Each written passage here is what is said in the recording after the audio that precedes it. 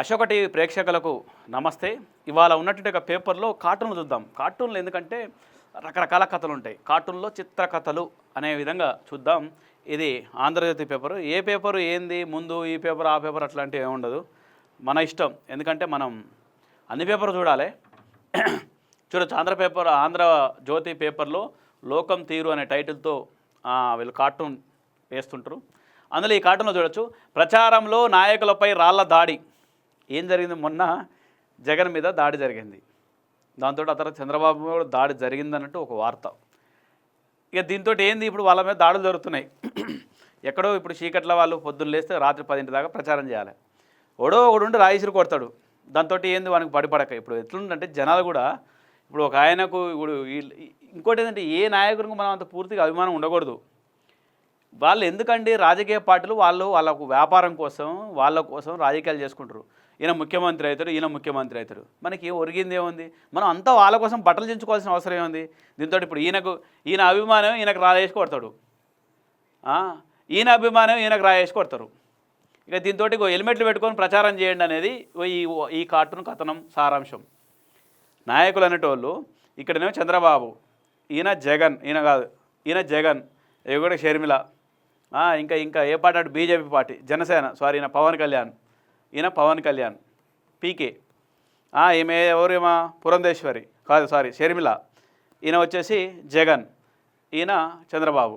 వీళ్ళు హెల్మెట్లు పెట్టుకొని ప్రచారం చేయాల్సిన పరిస్థితి వచ్చింది. ఎందుకంటే నాయకులు జనాలు రాళ్ళు వేసుకొని కొడుతారు. దాని మీద ఇప్పుడు కమిటీ వేసారు, సిట్ వేసారు, జగన్ మీద దాడి ఎవరు చేసారు ఏందనే విచారణ జరుగుతుంది. ఇది ఈ కార్టూన్ కథల సారాంశం. మొన్ననే అనుకున్నాం, జోక్ కూడా చేసుకున్నాం జర్నలిస్టులం. ఏంటంటే ఇట్లా హెల్మెట్లు పెట్టుకొని ప్రచారం చేసుకుంటే బెటర్ ఏమో, వచ్చే రోజులు అదే అవుతుందేమో. అంతేకాకుండా వీళ్ళ హెల్మెట్లు కూడా బుల్లెట్ ప్రూఫ్ హెల్మెట్లు తెచ్చుకోవాల్సిన పరిస్థితి కూడా ఉంటుందేమో అని కూడా చెప్పుకోవాల్సిన పరిస్థితి ఉంటుంది వచ్చే రోజుల్లో. అట్లుంటుంది అన్నట్టు పరిస్థితి. ఇది ఇక్కడ ఉన్నటువంటి ఈ కార్టూన్కి సంబంధించిన సారాంశం అని చెప్పుకోవచ్చు. అయితే ఒకసారి చూద్దాం, అంటే మిగతా కార్టూన్లు కూడా చూద్దాం ఇందులో ఎట్లా ఉంది ఏందనేది. ఎందుకంటే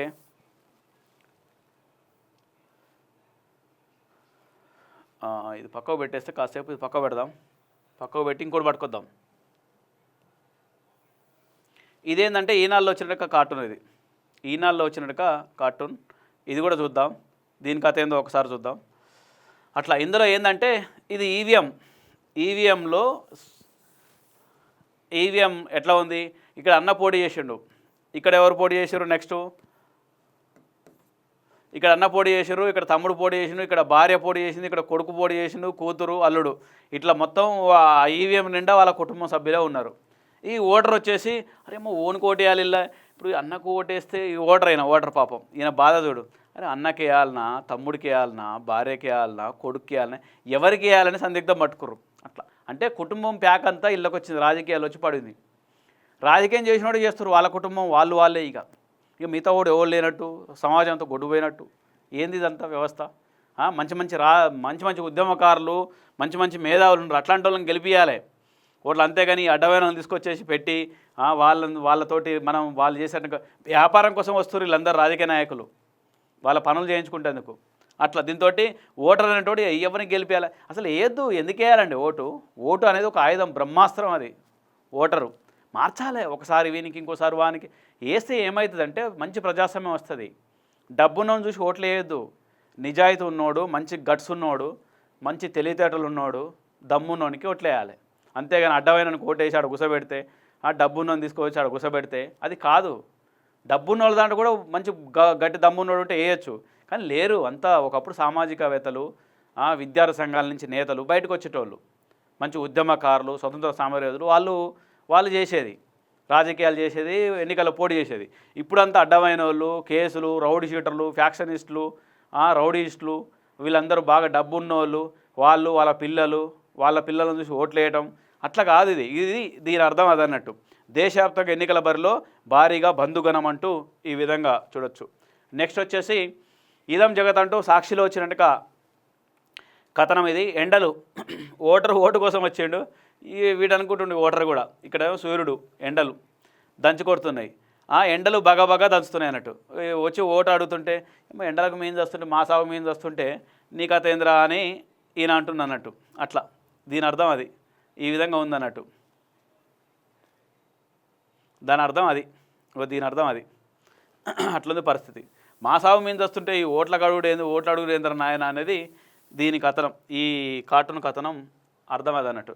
నెక్స్ట్ దిశలో వచ్చినట్టుగా అంశం ఏంటంటే, ఆయన చదువుతున్నది కార్టూన్ బుక్ కాదు, ఎన్నికల మేనిఫెస్టో అట. ఒక ఆయన కూర్చొని చదువుకుంటుండు మంచిగా, సోఫాలో కూర్చొని పురుషులతో చదువుతుంటే మంచిగా చదువుతుండు కదా, మంచిగా కార్టూన్ బుక్ చదువుతుండే.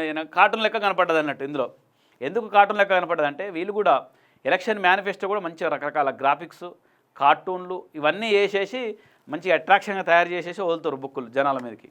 దాంతో ఈయన అంటుండు అన్నట్టు, ఏం మంచిగా సార్ కార్టూన్ బాగా చదువుతుంది కదా అని అంటుండు. కార్టూన్ కాదురా నాయన, అది మేనిఫెస్టో బుక్, అది చదువుతుండే. ఎందుకంటే అది ఎవరో తయారు చేస్తారు నాలాంటోడు. మేనిఫెస్టోలు, రాజకీయ పార్టీలు మేనిఫెస్టోలు కూడా జర్నలిస్టులు కొంత అవేర్నెస్ ఉన్నట్టు వాళ్ళే తయారు చేస్తారు. అట్లా ఇక ఆ మేనిఫెస్టోని నేను చదువుకుంటాను, ఇంకా మళ్ళీ రేపు చెప్పాలి కదా. అలా ఈయన మేనిఫెస్టో ఎట్లా ఉంది ఈయనకు తెలియకుంటే మళ్ళీ బయట సమాజానికి ఏం చెప్తారు. అట్లా ఈయన అడుగుతున్నాను. మరి అలా బుక్లో బొమ్మలు ఉన్నాయి, ఏం బొమ్మలు అవి, కార్టూన్ బొమ్మలు అంటే కార్టూన్ బొమ్మలు కాదు, అట్లా వేసారు జనాలకు అట్రాక్టివ్ కనపడడానికి, ఈవెన్ ఈయనకు కూడా అట్రాక్షన్ కనపడడానికి. అంటే ఏంది జర ఈజీగా అర్థం కావడానికి కార్టూన్ వేసారని ఈయనకు చెప్తుండు, అది దాని అర్థం. ఇక నెక్స్ట్ ఎన్నికల్లో నల్లధనం అట. ఇది ఆంధ్రప్రభలో వచ్చిన హౌరా టైటిల్తో వస్తుంది. ఎన్నికల్లో అక్రమ ధనం సీజ్ చేసిన డబ్బు చూడు, మూట ఎట్టగట్టి పెట్టరు. ఇది మొత్తం మూట. ఇది ఎలక్షన్ టైంలో ఇప్పటికే 4,000 కోట్లకు పైగా ఎలక్షన్లో డబ్బు దొరికింది. రోజు 100 కోట్లు దొరుకుతుంది, రోజు 100 కోట్లు. 100 కోట్లు అంటే మాటలాయి, రోజు 100 కోట్లు డబ్బులు దొరుకుతున్నాయి. దీంతో ఈ విధంగా ఎన్నికల్లో ధనవర్షం కురుస్తుంది. రోజుకు 100 కోట్లు సీజ్, ఎలక్షన్ కమిషన్ వెల్లడి. సీజ్ చేసిన డబ్బు కూడా మూట కట్టిర్రు, ఇది డబ్బు. అట్లా ఇంత డబ్బుతోటి మనల్ని కొనేట్టుగా ప్రయత్నం చేస్తున్నారు. మనం ఏమన్నా గొర్రెలమా, బర్రెలమా, సంతల్లో ఉన్నట్టుగా మేకలమా? మనం ఎందుకు అమ్ముడు పోవాలి? దాంతో మంచి అభ్యర్థుల్ని ఎలక్ట్ చేసుకోవాలి. అట్లాంటి అభ్యర్థుల కోసం చూడాల్సిన అవసరం ఉంది. అంతేగాని అడవైన ఎన్నికల్లో ఈ విధంగా గెలిపించుకుంటే మనకు ఏం ఒరగదు అన్నట్టు. అట్లా ఇది వివిధ పేపర్లో వచ్చిన కార్టూన్లు. అట్లా ప్రతిరోజు కూడా కార్టూన్లలో కూడా చాలా రహస్యాలు ఉంటాయి, చాలా అంశాలు ఉంటాయి. అట్లా ఈ మధ్య కాలంలో ఉన్నటువంటి అంశాలను కూడా కార్టూన్లో చూపిస్తుంటారు. అవి కూడా వాటి మీద కూడా మనం విశ్లేషణ చేద్దాం. ఇది మీకు వీలుంటే కొంతమందికి షేర్ చేయండి, లైక్ చేయండి, ముఖ్యంగా సబ్స్క్రైబ్ చేయండి. ఇవన్నీ చేస్తే ఏమైందంటే అప్డేట్స్ వస్తుంటాయి, ఎప్పటికప్పుడు చూసుకోవచ్చు, బాగుంటుంది. Okay, thank you.